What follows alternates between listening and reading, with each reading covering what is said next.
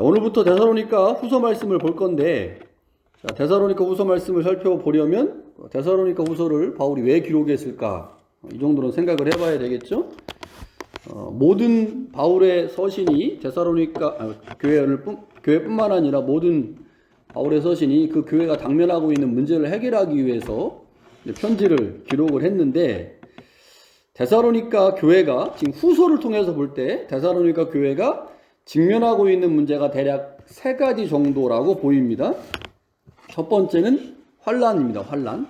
이거는 전서에도 있었어요.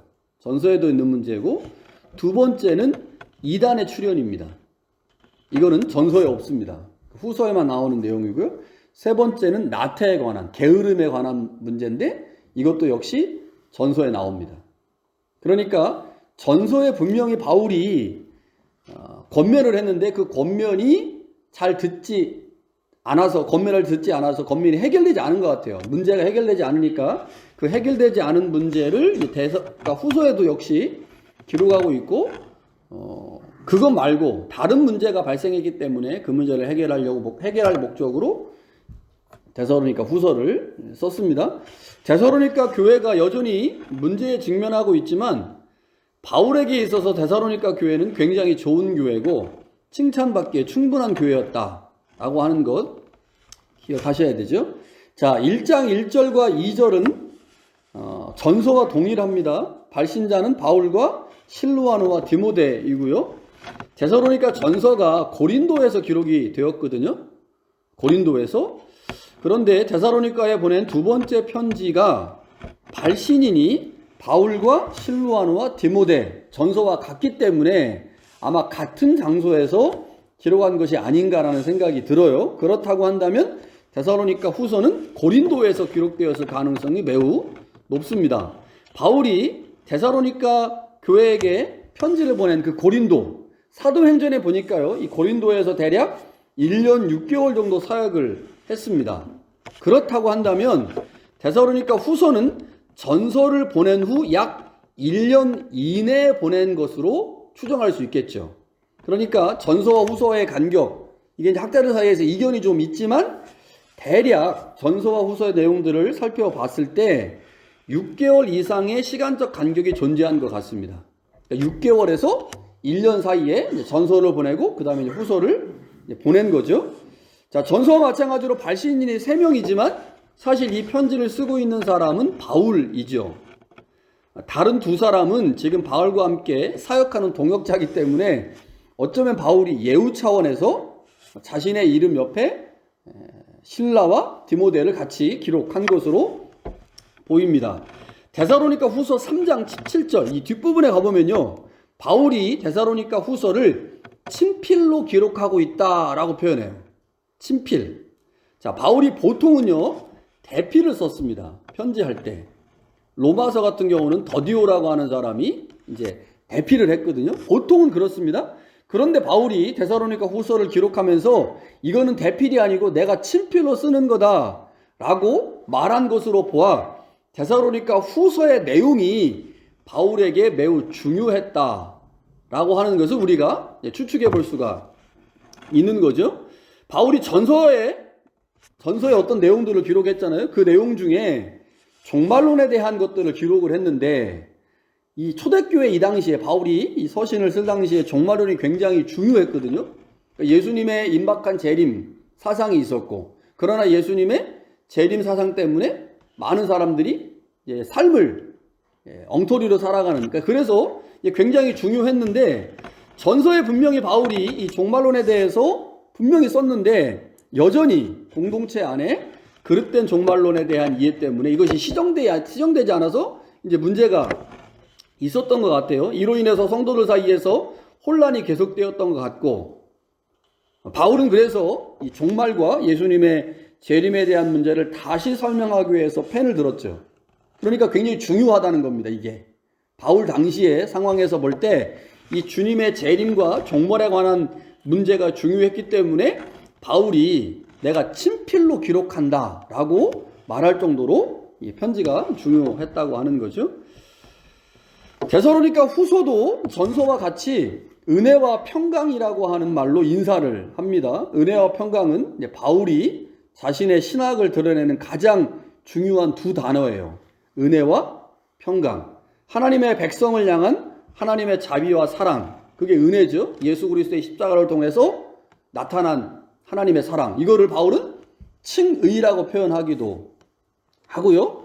구원이라고 표현하기도 하고 여러 가지 방식으로 표현하는데 칭의, 구원, 양자됨, 자녀됨 이 모든 것을 한마디로 은혜라고 표현할 수 있습니다. 자, 그리고 나서 그 은혜로 말미암아 하나님과 그 백성들 사이에서 만들어진 관계를 뭐라고 부르냐? 그게 평강입니다. 평강. 이걸 이제 다른 말로 하면 화목이라고 하는 말로 대신할 수 있겠죠. 그래서 바울의 신학을 두 단어로 축약하면 하나는 은혜고 또 다른 하나는 평강 혹은 화목인데 이게 바울의 가장 중요한 신학이기 때문에 바울이 편지를 쓸 때마다 그 편지 앞에 꼭 요 두 단어로 인사를 합니다. 은혜와 평강. 자, 바울이 데살로니가 후서도 역시 은혜와 평강으로 인사하고 있죠. 자, 3절과 4절에 중요한 내용들이 이제 나오기 시작을 하는데, 자, 3절과 4절을 제가 세 번역을 한번 읽어드리겠습니다. 우리는 여러분을 두고 언제나 하나님께 감사를 드릴 수밖에 없습니다. 소리를 좀 줄여야 될 것 같아요. 하울링이 좀 나. 그렇게 하는 것이 당연한 일이니 그것은 여러분의 믿음이 크게 자라고 여러분 모두가 각자 서로에게 베푸는 사랑이 더욱 풍성해지고 있기 때문입니다. 그러므로 우리는 온갖 박해와 환난 가운데서도 여러분이 간직한 그 믿음과 은혜와 믿음을 두고서 하나님의 여러 교회에게 여러분을 자랑하고 있습니다.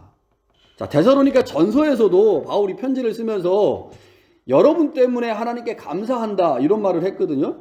그 이유를 데살로니가 전서에는 믿음의 역사와 사랑의 수고와 소망의 인내라고 표현을 했는데 데살로니가 후서에서도 역시 바울은 데살로니가 교회의 믿음과 사랑 때문에 하나님께 감사한다라고 얘기를 해요. 그런데 여기 중요한 표현이 하나 나옵니다.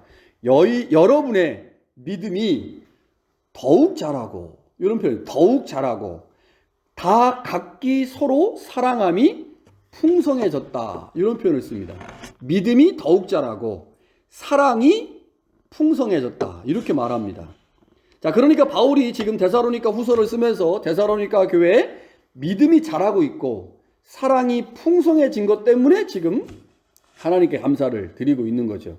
데살로니가 전서와 후서의 간격을 대략 6개월에서 1년 정도라고 본다면 사실 6개월에서 1년은 짧은 기간이잖아요. 그러나 초대교회의 1년은 지금 우리의 10년과 같습니다.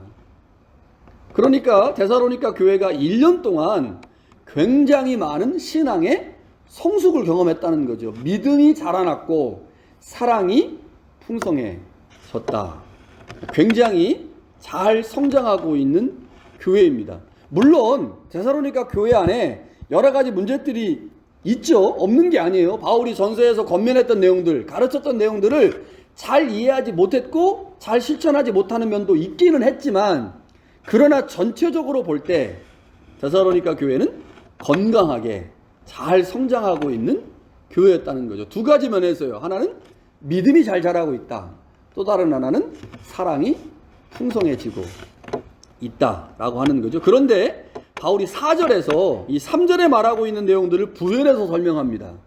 자, 어떠한 상황에서 그들의 믿음이 자라고 사랑이 풍성해졌는가? 4절에 보니까 데살로니가 교회가 고난과 박해의 현장 가운데 있었다는 거죠. 자, 4절이 이렇게 되어 있어요. 너희가 견디고 있는 모든 박해와 환난 중에서 너희의 인내와 믿음으로 말미암아 하나님의 여러 교회에게 우리가 친히 자랑한다. 자, 그러니까 바울이 데살로니가 교회를 보면서 마음이 조금 아프고 짠했던 것은 그들의 믿음이 자라고 사랑이 풍성해지고 있는데 그들의 상황은 점점점 안 좋은 상황으로 하고 있는 거죠. 그러한 안 좋은 상황에도 불구하고 그들의 믿음이 자라고 있으니 박해의 상황에서 환난의 상황에서 그들의 사랑이 풍성해지고 있으니 바울이 그들을 볼 때마다 감사하지 않을 수 없고 하나님께 기도하지 않을 수가 없었던 거죠. 여러분 사도행전에 보면요. 사도행전에 보면 바울이 능력으로 귀신을 쫓아내는 경우가 나옵니다. 귀신을 쫓아내요. 우리 특별히 이제 사도행 16장 가보면 그런 일이 있었죠. 빌립보라는 지역에서 점치는 귀신 들린 여자를 고쳐주는 사건이 있었습니다. 그래서 사도행전에 보면 귀신을 쫓아내는 것이 능력으로 표현이 되죠. 또한 바울 서신 중에요. 고린도 전서에 보면 바울은 이런 말을 합니다. 하나님의 나라는 말에 있지 아니하고 오직 능력에 있다. 그런데 바울이 그의 서신에서 강조하고 있는 복음의 능력은 단순히 초자연적인 힘으로 귀신을 쫓아내고 병을 고치는 것만이 아니라는 점입니다. 바울에게 가장 중요한 복음의 능력은 고난과 박해의 자리에서 그 고난과 박해를 하나님의 관점에서 해석하고 그 해석을 통해서 믿음이 자라고 사랑이 풍성해지는 겁니다. 그러니까 데살로니가 교회는 복음의 능력을 경험하고 있는 교회라는 거죠. 이들이 귀신을 쫓아내고 병을 고치는 그러한 능력이 아니라 고난과 박해의 상황에도 불구하고 그들의 믿음이 자라고 그들이 사랑이 풍성해지고 있다라고 하는 것, 그것은 곧 데살로니가 교회가 복음의 능력을 경험한 교회다. 복음의 능력을 경험하니 그들 가운데 자라남이 있다. 이것을 보여주는 교회가 데살로니가 교회입니다. 데살로니가 교회는 자라나는 교회였어요. 짧은 시간이었지만 그들 안에 하나님의 말씀이 살아있기에 고난과 박해 현장에서도 인내할 줄 알았고, 그로 말미암아 하나님에 대한 견고한 믿음이 계속해서 자라났습니다. 뿐만 아니라 성도에 대한 사랑이 풍성해졌죠. 데살로니가 교회는 그렇게 복음이 역사한 교회였습니다. 복음의 능력을 제대로 경험한 교회였죠. 우리도 데살로니가 교회처럼 복음의 능력을 경험하고 복음이 일하는 교회가 되기를 소망합니다. 어떻게 하면 되겠습니까? 하나님의 말씀을 부지런히 듣고 그 말씀을 마음에 새기고 그 말씀에 지배를 받아야 되겠죠. 바울이 데살로니가 교회에게 전해준 말씀에 그들이 순종했기에 믿음의 역사와 사랑의 풍성함이 나타났어요. 그렇다고 다 잘한 건 아니죠. 얼마 짧은 기간 복음을 들었기 때문에 다 잘할 수는 없었지만, 그럼에도 불구하고 그들이 하나님의 말씀으로 그들 안에 믿음이 자라나고 사랑이 풍성해지는, 그래서 복음의 능력이 제대로 역사하는, 복음의 능력을 경험하는 교회가 되었는데, 데살로니가 교회처럼 우리도 그렇게 복음의 능력을 경험하는 교회가 될 수 있기를 소망하고요. 오늘 참여한 우리 모두가 그렇게 복음의 능력을 경험하는, 그래서 이 땅에 하나님의 나라를 잘 세워가는 우리 모두가 될 수 있기를 간절히 축원합니다. 기도하겠습니다.